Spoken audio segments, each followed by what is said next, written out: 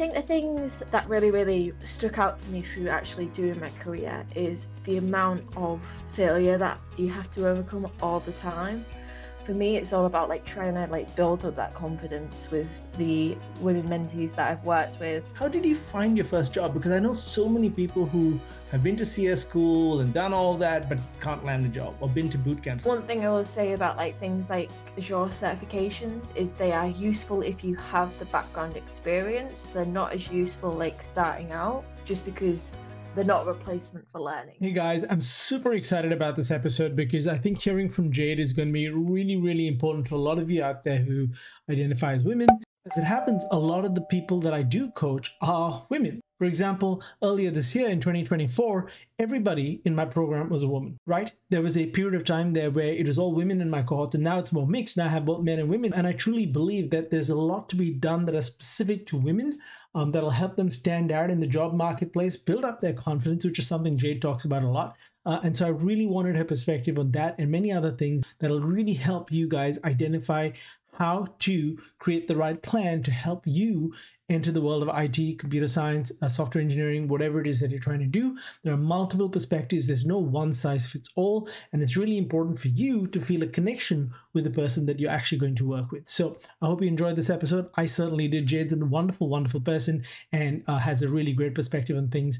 So I think that you're going to get a lot out of this. Enjoy.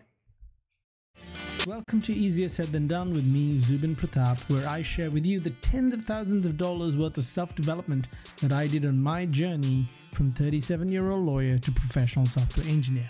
The goal of this podcast is to show you how to actually do those things that are easier said than done.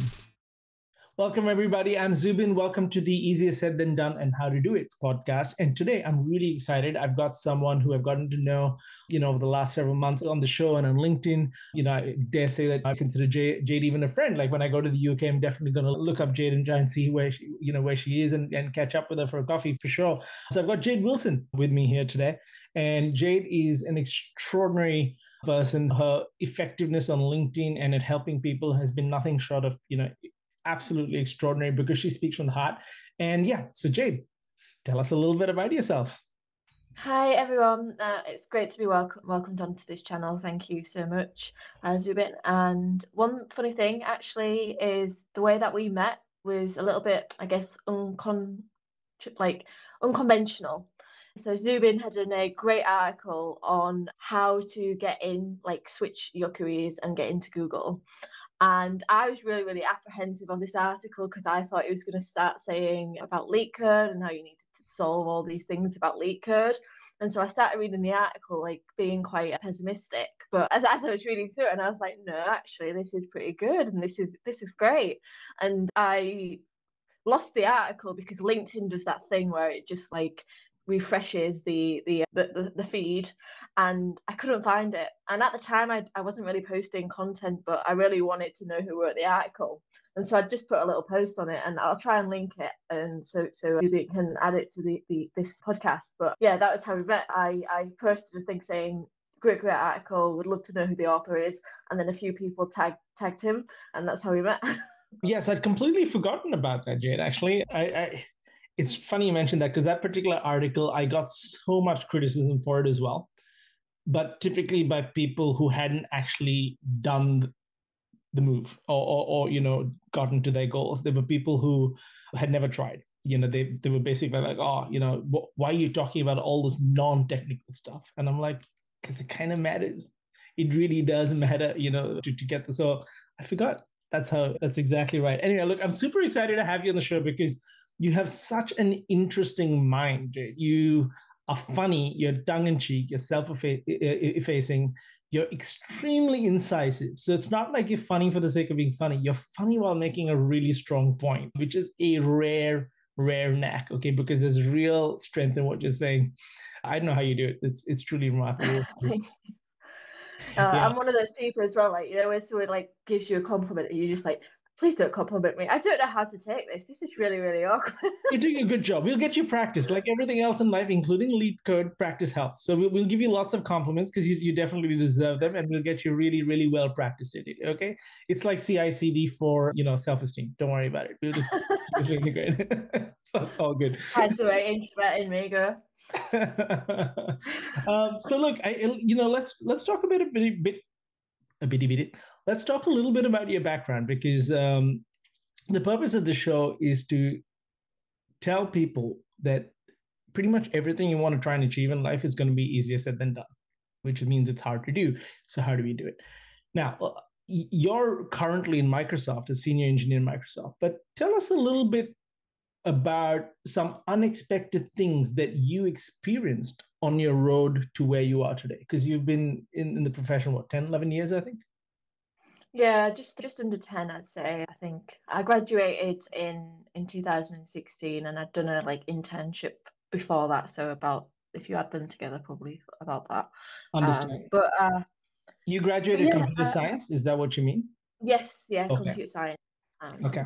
So tell us about that process of getting into computer science school all the way to today. Some of the things that leap out of you, often the ones that first jump out at us are the best ones, as being unexpected things along the journey of your life into computer science and coding.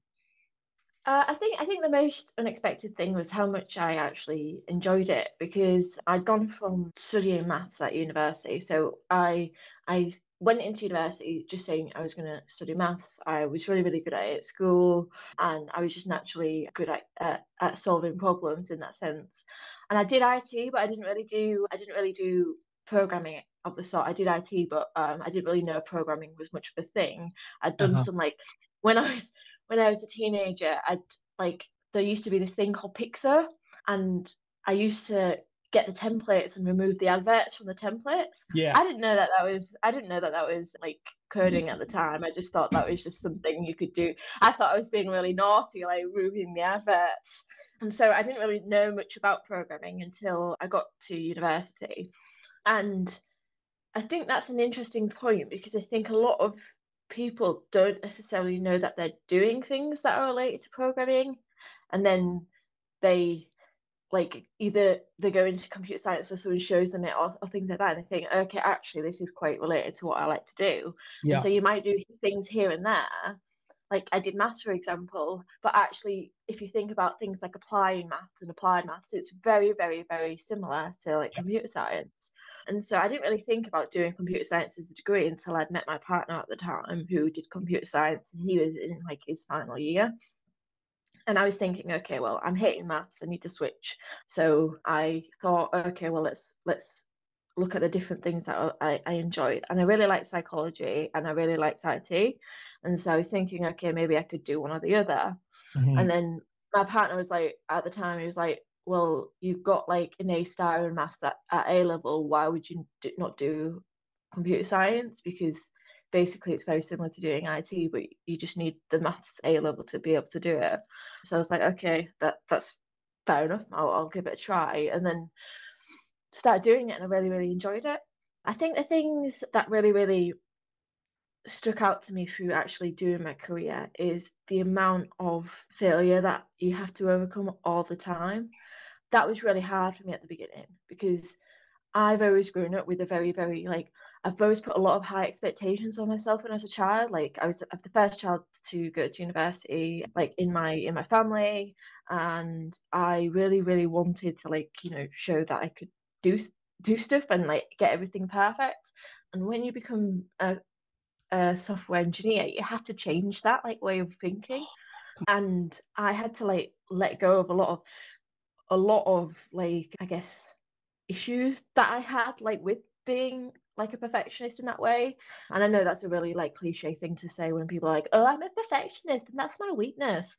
That's not what I mean. But like I used to get really like hung up on pushing my work, showing people my code, because I was scared of getting it wrong. Yeah. And you have to let that go. Like, and now I've got to a point where I'm quite happy to get a rough draft of something, push it to my teammates and say, what do you think of this? And Yeah. that was getting to that point has been a big challenge for me, and has helped me a lot. And I've gained a lot in confidence in being able to do that, because I've seen actually when I was looking at my peers, I was seeing that they were doing that. I was seeing that they were confident to do that. And I was like, okay, well, if they're confident to do that, why can't I be?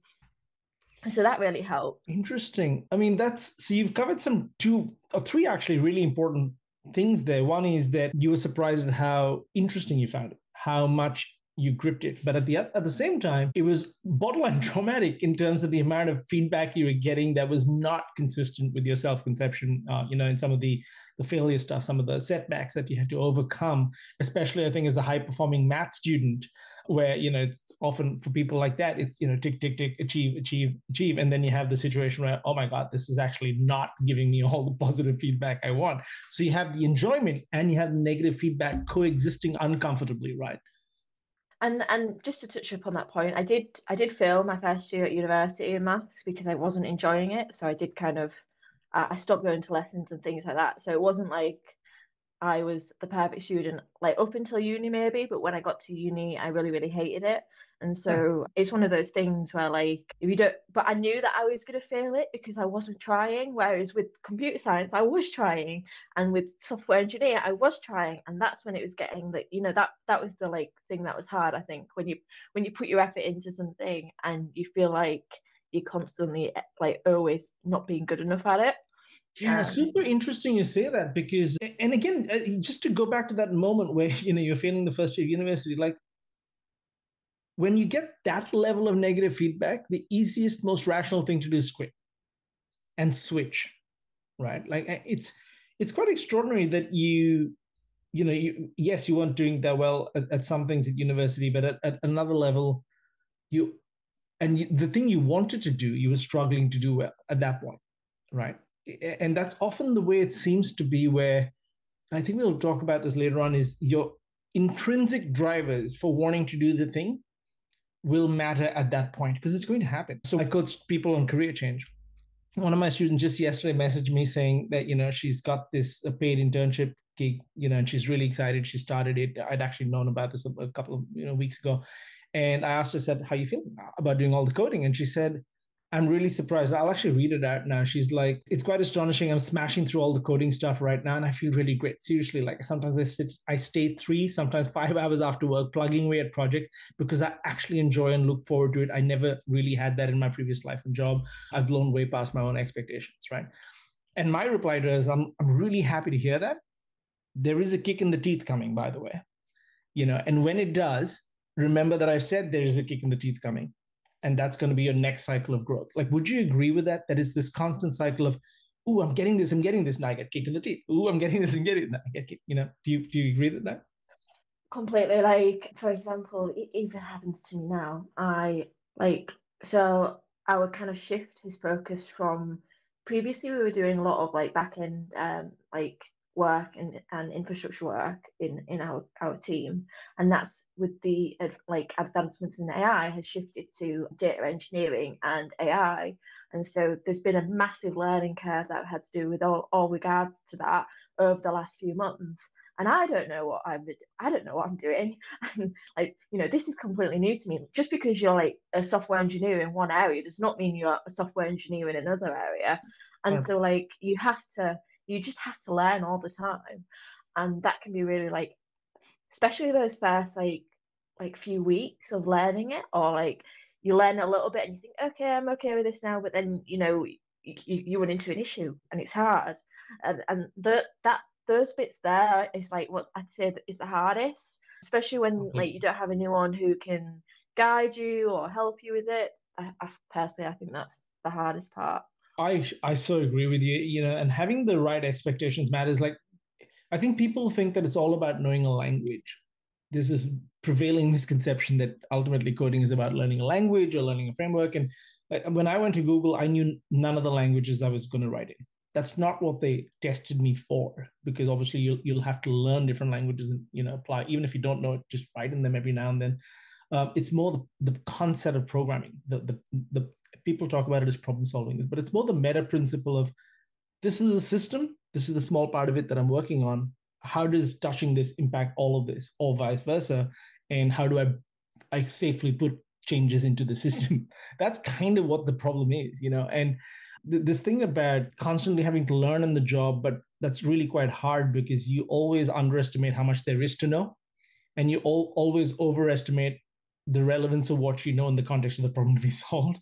Like, at least that's the way it is for me. I always think like, yeah, okay, and I'm getting the hang of it, and then I find I've just scratched one surface. It's like level 1 in the video game, and I didn't realize there are 10 levels. And I'm like, oh, I've just unlocked level 2, and the boss man's even bigger now. So yeah. But I think to be honest, like as someone who is quite a generalist in a generalist role, you just find like that you have to be like that. Yeah. Like for example, like I would probably class myself as like a T-shaped engineer, and that my kind of main skill is .NET and C Sharp. But like I just have to have a surface level of knowledge over most languages, just because there's no way that I could learn them all. However, what you can do, what I do think is true, and I put this on a recent video, is that when you know the foundations of something, it's very easy to then apply it to another language. And because a lot of languages are very, very similar in how they work 100%. and how you need to do, how there might be some ways that are better refined, there might be some practices that you need to learn, but in terms of like what it like is actually doing, that they're quite similar for like the majority of like at least web development. And so if you know one language and how to do it in one language, then you can transfer it to that other language. And so when I've been working with my mentees recently, that's what I've been kind of saying, of try and get comfortable working with what your language of choice rather than trying to switch between them, because Yeah. you just find that a lot of people are just trying to find a surface level syntax knowing of a language, and that is Literacy. about it. Yes, they're going for the literacy as opposed to the skill in that, in programming. You're so right. And I hope your mentees listen to this, because I mean, it's the same conversation I have all the time with folks, is that you've got to stay with a language long enough to notice the patterns in programming, because it's the patterns that transfer where the language does not, right? It's the pattern, the idioms, as we like to call it, which is a word that a lot of people quite rightly would not necessarily understand. So the pattern is how I sort of look at it.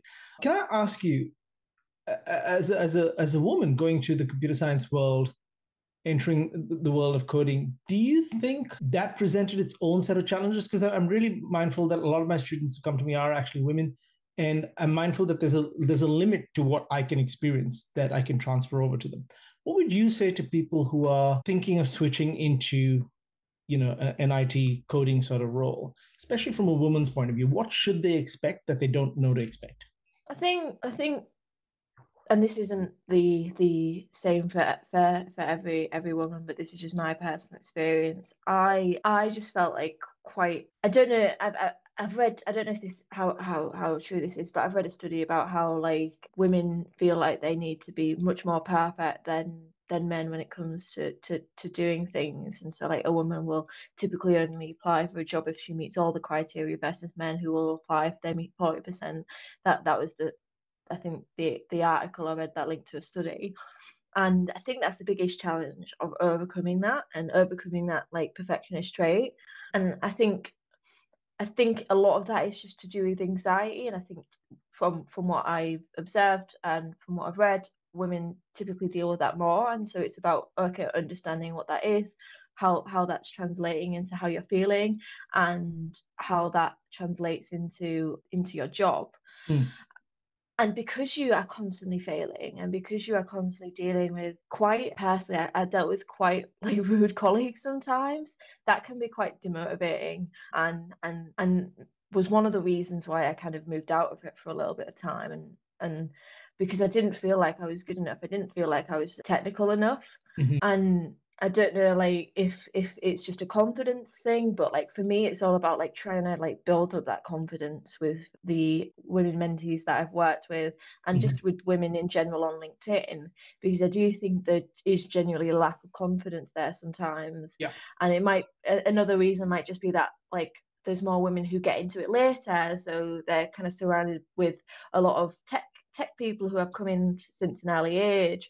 And there's a lot, I don't know the exact reason for it, it's just what I've observed is it's more common within women.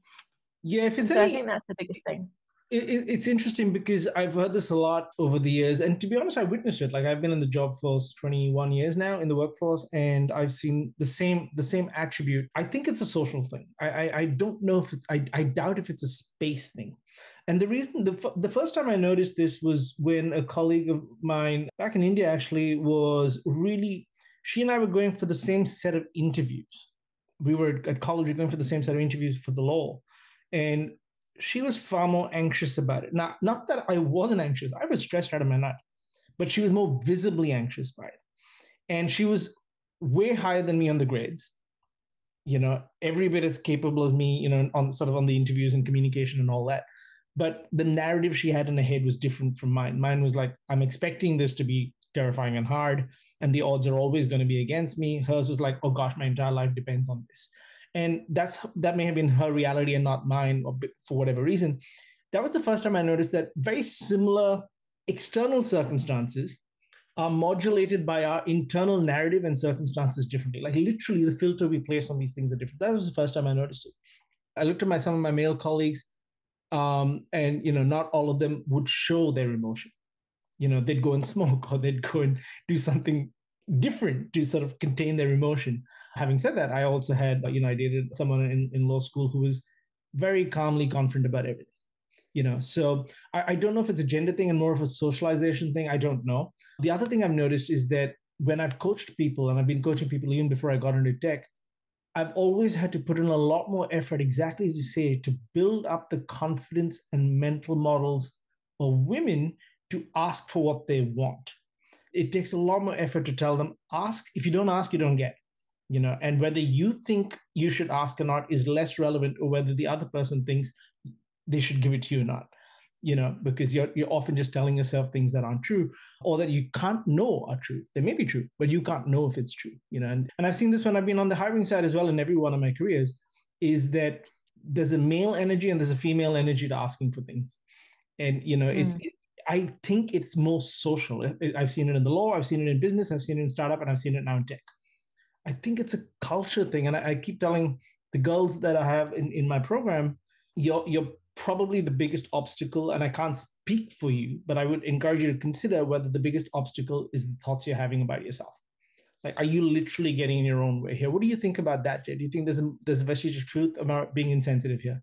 I don't think you're being insensitive at all. I think, like, obviously there are going to be women who don't fit that narrative, and I think that there are definitely a lot of women who I've met who are confident, and it's great to see, and I love that. But I also do think, from what I've observed, there is more work that I need to do, similarly to you as a mentee, to build them up, to make them believe in themselves, to say, go for that job, apply for that role. You can get it. But yeah, I don't know what it is. I think, there's a lot of things that happen as you grow up. There's a lot of like differences in like what women are told they need to be versus what men are told that they need to be as they grow up, especially in in the UK, and I imagine in there's much like different standards in other places in the world as well. So I think that is absolutely correct. Like, even just me, like when I was a kid, my dad would be like, oh, you need to marry a millionaire rather than, you should be the millionaire. Like, the thing, comments like that, you are not the one who's going to be successful. A man is, kind of thing. Yeah. I think I'm very blessed. I was raised by a single woman, so I think I have more of a feminine perspective on some of these things. But a lot of people that I knew, especially, a lot of people that I saw coming into the law, were doing it because they felt they had to be the masculine provider, that they were failures if they weren't extremely monetarily successful. Happiness be damned. There was that toxic, this is what you need to be successful and attractive to other people and valuable things. And I think it's weird. The world does that to people, right? Like it tells you this is your role, this is what makes you valuable, and it's different for people and cultures. Like I've seen it work out very differently in Japan and Indonesia and India and Australia and the US, and the UK. Have not worked there, but anecdotally, it's quite. And I think this is the thing. Like when we're overcoming obstacles, our culture and context plays a huge part, because the same event will be interpreted differently based on what meanings we've been trained to attach to that event. Because we're meaning making machines. And often that meaning, there's an old saying, when it rains, some people enjoy the rain, some people just get wet. It's the same event, but it's a different meaning that we attach to it. And I think that's very true. Just for a moment, switching tracks. So you talked about obviously being good at math, enjoying it, wanting to do computer science. Do you think it's actually, in your opinion, a necessary, is it important for somebody to be good at math to be effective at programming? I have a strong view on this, but I'd love to know yours. Not necessarily math as math is. I think you need to be, there's a lot of traits that people who are good at math have that help you as a programmer.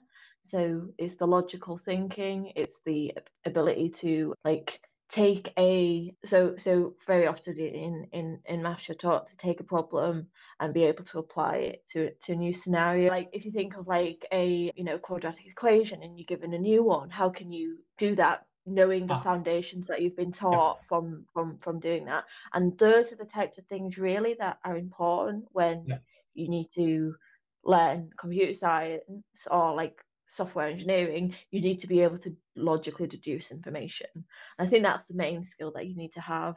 And someone who is good at maths typically is good at doing that. You've given me something to think about. I've never thought about it in those terms. I've always taken it quite literally as you need to be good at the math and the arithmetic and the algebra and, and calculus and all that, as opposed to the meta skill, which actually I'm kind of surprised at myself. I didn't think of that because I'm so obsessed with meta skills. But the meta skill there that you seem to be referring to is the ability to abstract, generalize, extrapolate, and apply to different contexts, right? Now that you put it that way, Jade, that may actually explain why learning to program is hard enough and all that, but I've always felt that having a lot of world experience, including in the law, helped me a lot because you spot the patterns. And this is why I think it's not necessarily just maths that you can do that, because if you look at things like someone who is I have a mentee who is from a mentee who now has a job, so she's not my mentee anymore, but she came from a translation background, so she knew a lot of different languages and was able to do a lot of logical thinking with regards to switching different languages and doing that quite often. And that's a completely different kind of background as someone from a maths background.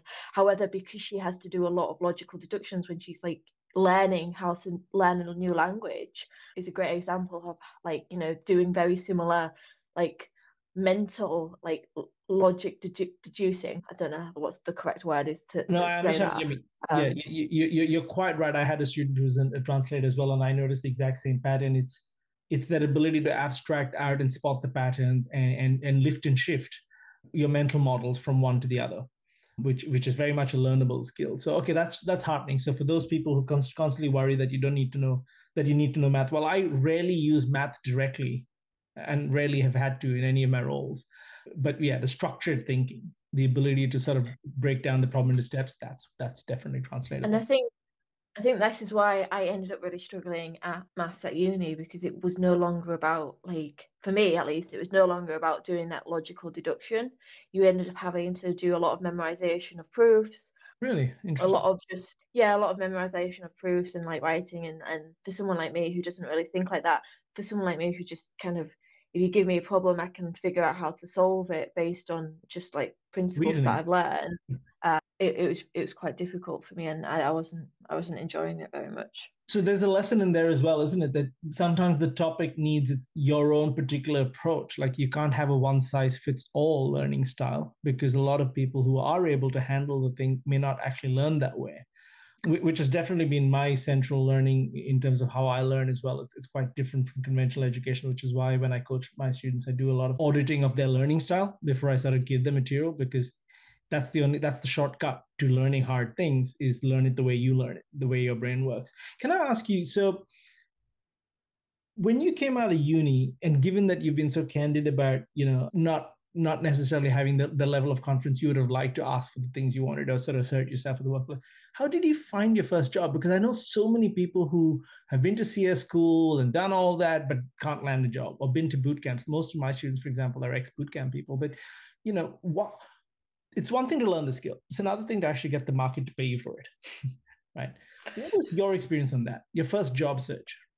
So to be fair, I probably took a job that I wouldn't like take going back. I feel like if I know what I know now, I would have probably like waited a little bit and taken a job that was better. But at the time, I was very, very like, again, I lacked confidence, and I just wanted to get my foot in the door and learn. At the time, it was C# was what I wanted to learn. And the Mm-hmm. first job that I had, it was a really, really small team. It was like a team, like there was like me and another guy, and then there was a database person, like IT person as well. So there was like three of us, and then the CTO as well, actually.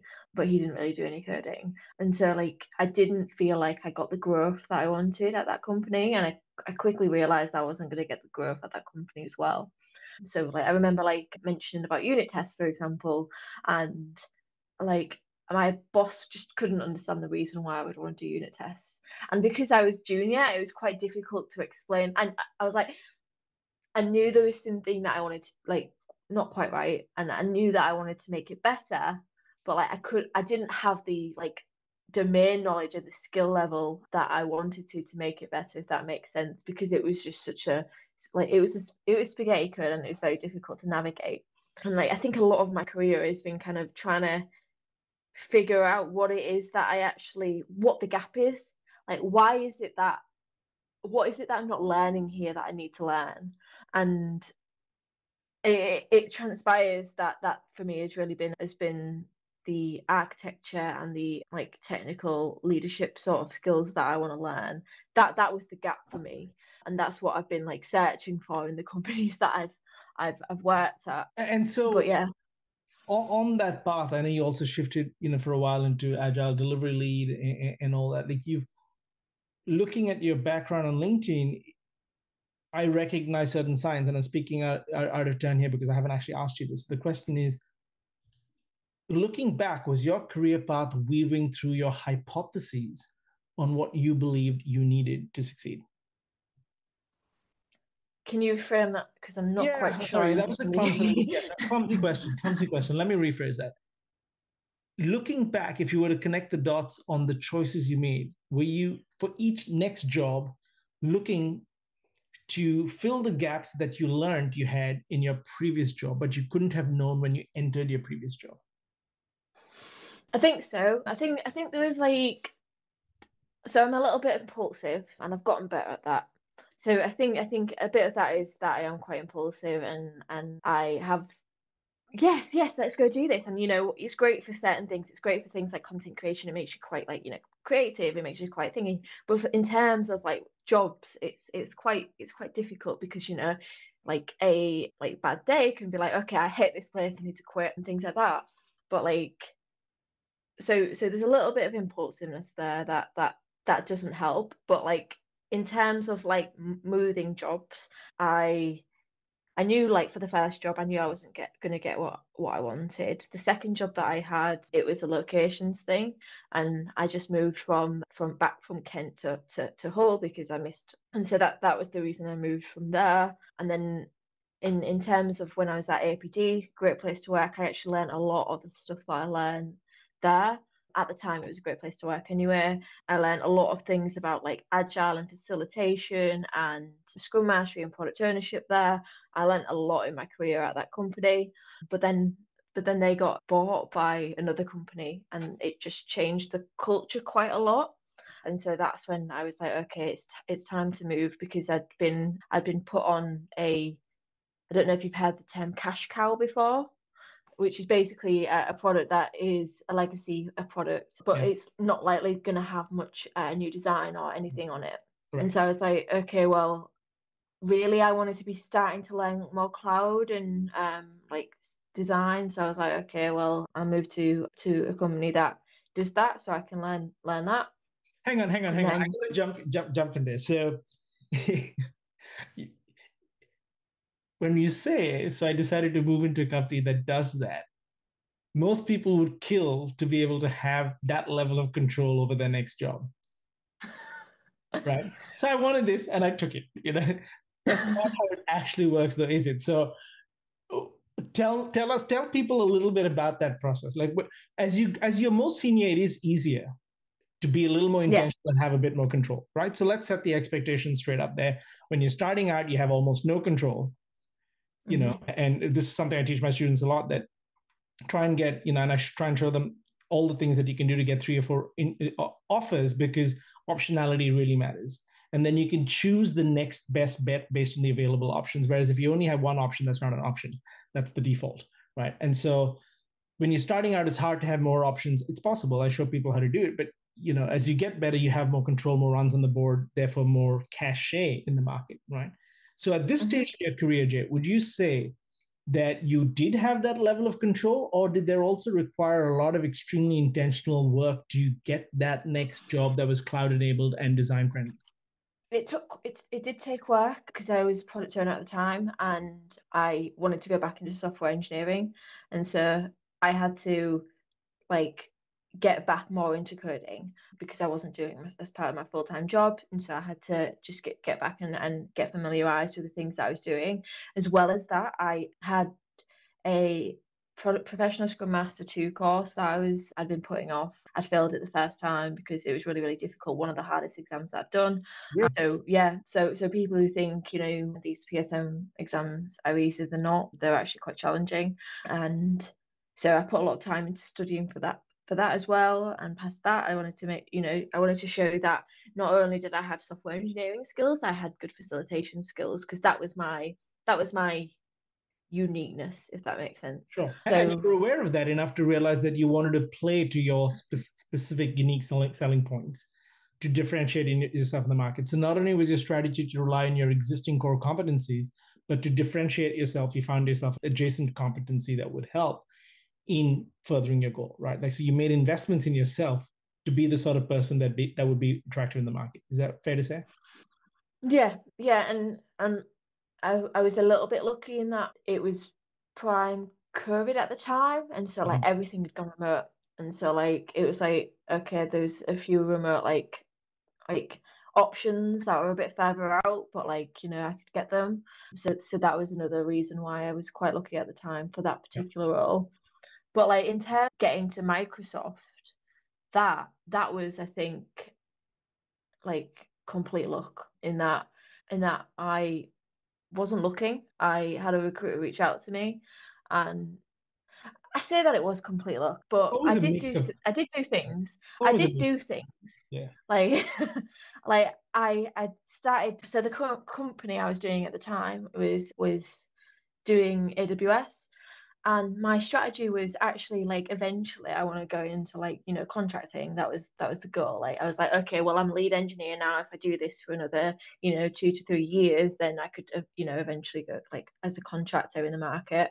Yeah. But actually I'm not a big fan of AWS. I want to do Azure, so like I'm gonna study some stuff to learn Azure. And so I'd done like the Azure Solutions Architect exams, which was the 303, 305, another couple of difficult exams. Don't recommend you do them unless you are like really, really, willing to put the effort in, because they are difficult. Like there's so much you just need to remember, like about a lot of different things. And for someone who doesn't remember a lot of different things easily, it was a lot of work, it was a lot of studying. So I did do things that raised my profile, I guess you would say, because one of the things that they were looking for the role that I got was someone who was both a software engineer but also had like architecture skills with like Azure. So perfect. Okay, so I mean, as always, luck is ultimately preparation meeting opportunity. That's really the heart of luck, right? So the opportunity has to come, and you have to be prepared for it. And one thing I will say about like things like Azure certifications is they are useful if you have the background experience. They're not as useful like starting out, just because they're not a replacement for learning. No, in fact, there's some really good research. I think maybe by interviewing.io or somebody, I can't remember, fantastic research that I share with my students all the time that shows the data is very clear, actually, Jade, that for people who are starting out, certifications are an anti-signal. Because if you have no experience and you only have the certification, recruiters immediately know that you have, like, it brings home to them even more that you don't have any real world learning on it. And they're more likely to subconsciously sort of demote you in their heads because all you've got is a certification, which, you know, you can sort of pay and study for, but doesn't mean you can actually do the job. And so the study concluded that certifications probably help. I think if I'm remembering correctly, certifications help when you have background in that domain. That helps. But if you don't have any, and then you do the certification, it's often an anti-pattern or an anti-signal for recruiters. And they may not sort of necessarily know, which kind of makes sense a little bit. You know, when you see someone with zero background just saying, I've done all these certifications, you're like, yeah, it sort of makes me wonder whether the certifications actually mean anything now because you don't have any experience. Yeah, it's interesting. There's a few boot camps that have been like very certifications focused. And I think when you look at the like output, like when you look at the starting points of the engineers from the ones that have focused on learning versus the ones who are focused on for certifications, the starting points are quite different.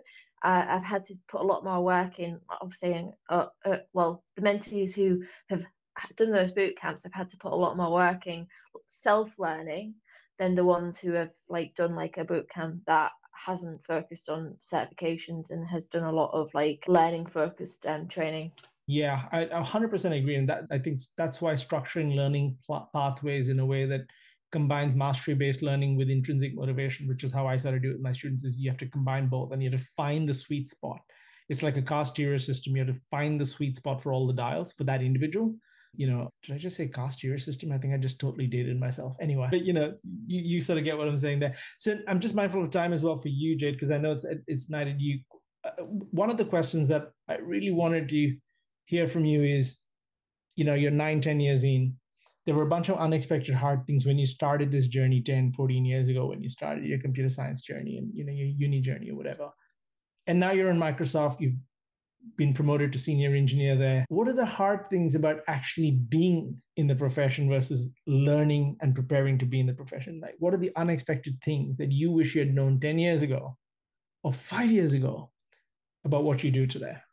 I guess this is more like a personal one. It's not necessarily computer science related as such. I think this is one of the things that really like was a bit of a woe to me from someone who kind of grew up without a lot of money. Like, you know, my mum was on £10,000 a year, which is not a lot of money, No. £10,000.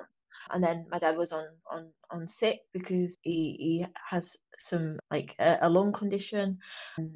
And one thing that's really like always been quite difficult for me is just seeing how like easy people just throw money at things. Seeing how much waste there is with everything that there is, like seeing how much businesses waste money, seeing how like, you know, millions of dollars get just wasted on nothing, on millions of pounds, you know, seeing like, you know, people like prime ministers and stuff like that, you know, they get a wage, but the wage isn't really the wage. It's like it's like a tip kind of thing, and it's things like that, like getting kind of being brought up into that industry is quite a big shock because tech is quite a big paying industry, and it's kind of a culture shock a little bit. In terms of tech, the things that has been surprising really is just the shift like in things quite often. When I started, everything was on prem. And when I started, like, you know, cloud wasn't really a thing. You know, it was quite normal to have like release cycles that were like 6 months or 3 months long, whereas now, like, you know, you do daily builds and deploys. So just the speed of things and the way that you have to constantly advance is quite a big shock. And I think unless you've been like at those places where like you see software done that way, you just don't get it. You don't see how much The effort transformation. these, you know. And so that's been the biggest culture shock, I think, things like It's that. it's it's interesting you say that. So on the sort of financial splurgy profligacy side, that's a very tech thing, and especially pronounced in big tech. Now, I spent most of my career outside of tech, right? Well, it's coming on to now, 75% of my career outside tech. And even today, like last week, a friend of mine was going to the airport, and she lives far away from the airport. And so the conversation was, do you drive with her employees, with the CEO of that small business unit that does, $40 million a year? Not a lot like big tech standards, but it's a lot for a small business to do $40 million in revenue. And the conversation was, well, do you want to drive to the airport and park there, or is it cheaper to take an Uber? Which is cheaper? Right. Now we're talking about a difference of maybe $50. Right. But the conversation's still being had because that's the right thing to do by, well, what's the most cost effective way? That's not a conversation people have in tech unless it's tens of thousands of dollars. If it's a difference of a few tens of thousands of dollars, okay, we'll have the conversation. But if it's a few $100, no one's going to talk about it, And that mentality shift, most of the world doesn't live in the tech bubble, right? Most of the world lives in low margin, difficult to survive businesses that aren't cash cows, that don't have 80% margin on their product. Like that's not normal. And equally, I think a lot of people who struggle, I recently posted on this on LinkedIn as well, is a lot of people don't understand that the job market existed before LinkedIn, and we think that the way to apply for a job is via LinkedIn.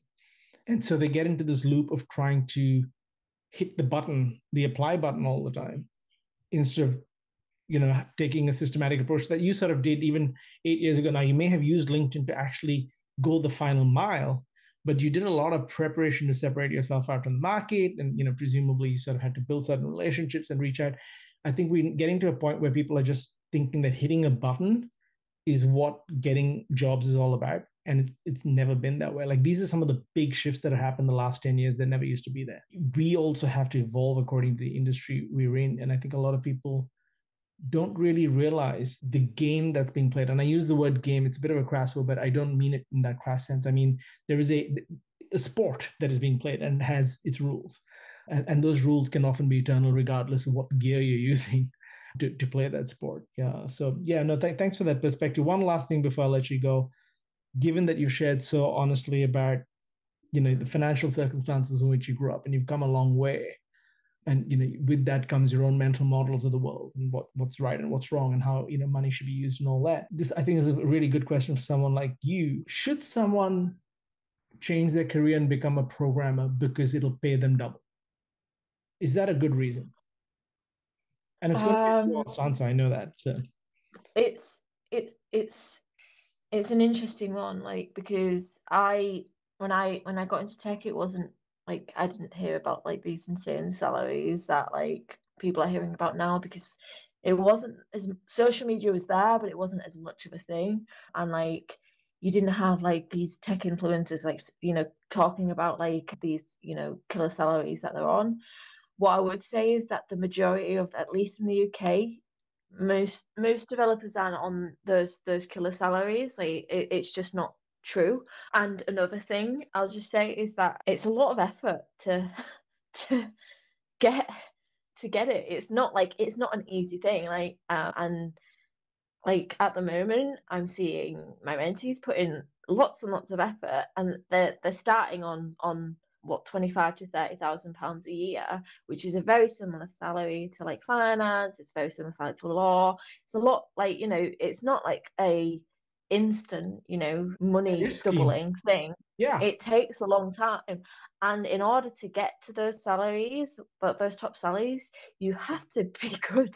And it's hard. Like I think it's taken me 8 years to get to the salary that I'm on. So like 8-9 years. So it's been a long time to get to that point. It's not been like, an instant, after 2 years I've got that. And some people might be able to get it that quickly if they very intentionally, they studied a lot, they just are naturally gifted at it. But for the majority of people, that's just not the case. Yeah. And I think, markets matter. Like the UK does pay less than the US. There's nothing you can do about that. That's just the market. And increasingly, I think that world is gone because tech was going through a period of growth. And this is not unique to tech. Every growth industry in the post-industrial revolution history of mankind has done the same thing. during the growth phase, there's an insane surge in salaries. Then there's a consolidation phase where the salaries start to sort of stabilize a little bit, maybe even drop a little bit as the market's demand and supply rebalances.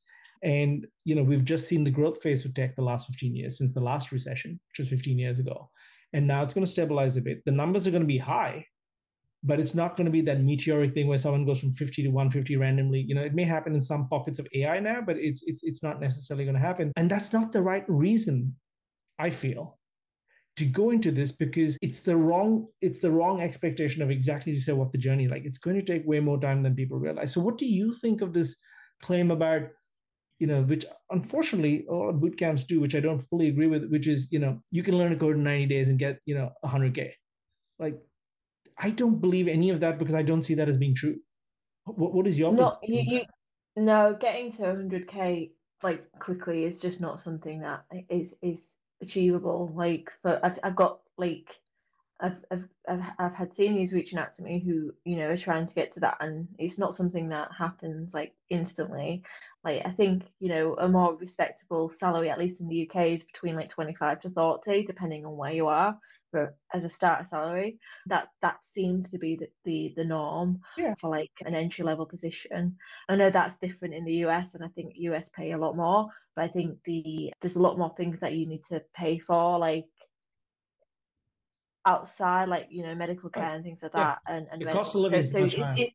you can't compare. No. We do get taxed a lot though here, which is another a completely separate point. Yeah. One thing I think it's always just important to remember with boot camps is that they are ultimately self-serving, in that they are getting money to to train people, and that's okay in terms of it's a business, but what they're going to be saying to you is quite, is in their best interests. Yeah, but isn't that true of anything in the marketplace? For example, the employers that your employer, my employer, they're all businesses, and they're Mm-hmm. paying, and people want to get paid for their skills. And so on the employment side, they're going to present things to you. Like, you look at all the fancy brochures, you look at all this is what life in this company is. It's marketing, right? It's telling you this is what you can expect in this company. This is the kind of lifestyle you can have, and all the rest of that. And we will pay you a good salary to work with us to come apply, right? And I think, But I think, yeah, it's good. yeah, but I think like that's where you have to stop treating, like, this is where I'm a bit funny when people talk about loyalty to a company or anything like that. You need to start treating the business, and what you're doing is a service. You are providing a service to the business, and and if you start thinking about it in that way, and you start thinking of it as a mutual, like, benefit, you're benefiting the business and the business is benefiting you, it's a completely different way of working, completely different It's way a to deal different, with it. it's a marketplace relationship, and that's why it's called the jobs marketplace. There's a buyer of services, and there's you, the seller of services, and that's a transaction. And it doesn't have to be transactional in the negative sense, but that is the nature of the relationship, and that's perfectly okay. And I guess the question really around the bootcamp thing is, or not just about bootcamp, any claim, a course, a medium blog that has this reductionist, in my view, thing that you can learn a code in 90 days. What is your view about that unreasonable expectation? And the reason I'm asking this, Jade, is so many people reach out to me and say, can you show me how to become a coder in the next 90 days because I'd like to earn 100K? And I'm like, no, I don't think it's possible. I just don't think it's possible. What is your view on that? So I think there are definitely candidates who I've seen come out of a boot camp and they have just knocked out of the park. They've been brilliant, but it's not the most common thing. So like, there was a mentee that I had who came out of a boot camp. You gave her a task and she just completed them, and you were like, I was just like, wow, this is great. But that is She just had not no the prior typical, like, background in code or design or any of that. no, no, I'm pretty Great. sure she didn't, and so she was really good. But Yeah. like, she, if you gave her stuff, she would just get on and get on with it, and learn it and study it. So I think she put in a lot of effort, like, throughout that time to do that. And so you could see, like, I think companies could see that if they hired her, like, Right. maybe she wasn't the best now, but if they hired her, like, she would, learn what they needed her to learn. It wasn't okay, she doesn't know, like, the language is what we had, but she has great potential. Yeah. But what is mostly quite common is that they're leaving a boot camp and they're going to have to do some self-study for the next few months before they get that job. And the reason is because you learn a really high level, surface level of knowledge at those boot camps, and then when you actually need to start doing that in real life after the boot camps, you quickly realize that you don't have that. So I think it's quite common for them to get the API set up for you, to get like the test to help you with it, get the test up and running, things like that.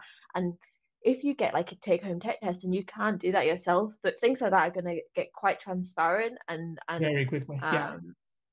And companies have quite high expectations, and the reason why they have quite high expectations is because you're competing with people who are graduates and yes, exactly of computer science degrees. And you know, people can say what they want about computer science degrees, but I learned how to do software engineering projects. I learned how to do like a game project, graphics design project. I learned computer vision, AI, all of that in my degree. And I had 3 years of learning. Yes. And this is the point that I think I'm trying to get to with this, because I've had this conversation with Clement Milewski from AlgoExpert and other people. It's like people obsess on the 90 days or the 6 months or whatever. It's kind of meaningless, because you're competing against people who did 5 to 10 times that. First, in terms of they've done a formal degree, the average competitor will probably have 1 year of work experience. For those. Yeah, because a lot of times you do a year in an industry as well. Correct. Or people will compete for junior jobs in the 0 to 3 category. Some of them will have 2 years experience, and you don't. Like, that's one aspect of the competition. The other thing is kind of measuring by days is meaningless, because your student who put in the time in 90 days, she was probably doing 9-10 hours a day, which equates to about 900 hours in those 90 days, as opposed to other people who did maybe 5 hours a day, right? And that's 450 hours. It's not even comparable at that point in time. Those extra 450 hours is not comparable. So in 6 months, you can absolutely learn enough to compete in the market if you're doing 10, 12 hours a day, or 8 hours a day, like if you're doing a solid chunk. But so many people think, oh, I'm going to do this 2 hours a day, 10 hours a week maybe, and I'm going to be ready in 90 days. And I'm like, how are you going to be ready in 120 hours? And I think the challenge is like, if like there are going to be like a couple of people who are really good and just get it really, really naturally, but the majority of people don't. Like, the majority of people, it takes time, and that is fine, that is normal. But like, not everyone is going to be like, like find it super intuitive straight away, and it just does take hours to get there, and practice, and right. Continuously like doing different things and trying new things all the time. Yeah. And when my students ask me, well, okay, how soon do you think I'll be ready? And I'm like, I don't know. I honestly don't know. The only honest answer I can give you is I don't know, right? I can tell you what you need to do to get ready in 6 to 12 months. I can tell you that. I can give you the full plan. But are you going to be ready in that time? I don't know. Are you going to put in the work? Or maybe you need more than the average, or maybe you need less than the average. I don't know. No one can honestly know that. It's really hard to tell. And I usually try and get like a baseline of like, of where the mentees I have are at, because a lot of them have come from boot camps, and like it's completely different. Everyone's at a completely different stage. Exactly. No, 100%. Well, thank you for all that honesty. I know I've taken a lot of your evening, way more than I wanted to. In terms of those who are looking to change careers, and I know this is not entirely necessarily fair, since you've sort of not come into the computer science world from outside the computer science world, but in terms of people who are looking to change careers, what would you say to them to help them set their expectations correctly about the competition they're going to face? I think it's about identifying what the gaps are. I think the ones who succeed are constantly looking at, okay, what are these people doing who are getting interviewed and getting jobs that I don't have at the moment? And so like a lot of the mentees that I worked with who got jobs was like, okay, well, like I noticed that like, the bootcamp graduates who have got jobs pretty quickly have like STEM backgrounds, for example. Yes. And things like that. And so, okay, I know I need to like, try and bridge that gap of what me not having a degree. Or like one of my mentees recently had an interview, and he was like, okay, I saw like, there's a lot of us who had degrees, but then some people who were going into that day who hadn't done any computer science at all. And so he was quite a strong candidate because he'd, you know, done a lot of preparation for it because he'd been a computer science. So it's all they identify like what it is that they don't have, Yeah. and they work on it. Yeah. So it's about closing the gaps between you and the competition, which is, I mean, I spend an enormous amount of time with my students in that because it's different in every market. So it almost doesn't matter. For example, sorry, let me complete the thought. It almost doesn't matter what you know. What matters is what everybody else knows, because you've got to compete at that level. So, for example, I have a lot of students, came to me from Canada and other parts of the US and the UK as well, in fact, and Australia now that I think of it over the years. But each market's different, right? What they require in that market is different. So cities that have FANG companies, the overall bar is way higher than cities that don't have FANG companies. And it stands to reason, right? So the gaps that need to be filled are greater in these cities. So I'm glad you sort of shared that perspective, because it's one thing for, me as a non-computer science graduate to say that. It's another thing for you to say that as well. So I think it adds a lot more credence to that. Yeah, and I think like, especially like the UK market, like I typically with my mentorship that is helping candidates get jobs is the UK market, because I understand the UK market quite well. I understand what they're looking for with candidates. But I think especially in like markets like US and India, DSA seems very, very, very like important there. Like whereas here, like they do it in a lot of companies, but nowhere near the scale that it seems to be. In my experience, it's not, especially in country like US and India, it's not as much as social media makes it out to be. And this is the thing I keep telling people, like social media will signal, exactly as you said earlier, Jade, those outlier salaries seem normal on social media. They're not, and that 300K salary somebody who's 24-year-old is pulling out, at least, 60% of that is probably stock, not cash. And there are serious implications to what that means to your end of year cash flow, when you're paying taxes. Like people don't realize that there's all this hidden stuff in that, India is actually much more conscious of your professional qualifications than the DSA stuff necessarily, depending on the kind of job. It's really hard to know the local market unless you spend a great deal of time investigating it and working with people through it. And it changes. Like stuff that was working 2 years ago doesn't work. The job market's exactly like any other business. Things that worked 2 years ago don't work anymore. And so you need to constantly test, iterate, loop over and over and over to find exactly what you said, the gaps, and then evolve your strategy to fill those gaps in a way that's competitive. And it's one thing to learn the skills. It's a completely different skill to actually get someone to take a chance on you and interview you, because it's expensive to interview. It's so expensive to run people through the interview process. And so to even get them to give you a chance to interview is a completely different skill from being able to write and build programs. It just is. But on that point, actually, if they're not ready, then the interview's pointless at that point. I think, like, if they're not ready for it, like, you kind of have to have that conversation. We need to work on getting you ready for it, because if you go into that interview, you aren't going to pass it, and it's going to just affect you, like, morally. Yeah. So, like, to be honest, Jade, I've definitely failed way more interviews than I passed. Like even when I was ready. And I think I've just come to accept that when I was on the interviewing side at Google as well, I noticed that some great candidates just didn't have a good day, or they just didn't know the problem, or they just didn't reason through it enough, or compared to somebody else that day, they didn't rank that well. Yeah, it's so hard to know when you're ready, but you have to have a baseline level of readiness, a baseline level of competence to be able to do the interviews. And running into that prematurely is just going to damage your confidence, exactly as you say. That's part of the reason I tell people I don't know how much time it'll take you. Ask me in 3 months, I'll have a better sense. But I think those first few months of working with someone is like hard, because it's hard to get a sense of like how quickly they learn, how quickly, what their current baseline is, how they learn. It's how much effort they're putting in. There's so many different things that you just can't judge at the beginning of when you're working with someone. Yeah, and that's why I tell people, when I'm like, give me 6 to 12 months and we will work on this together. Don't quit your job. We'll do it together, because it'll take me at least 6 to 8 weeks to baseline you. And they're like, hang on, but I can do a boot camp in that time. And I'm like, then do it. If that's what you think is going to work for you, then do it. But I'm telling you, to get professional level skills, you're kidding yourself if you think you can do it in 8 or 10 weeks. You're just not going to be able. It's a whole industry. Nobody pays somebody a good wage for something you learned in 8 weeks.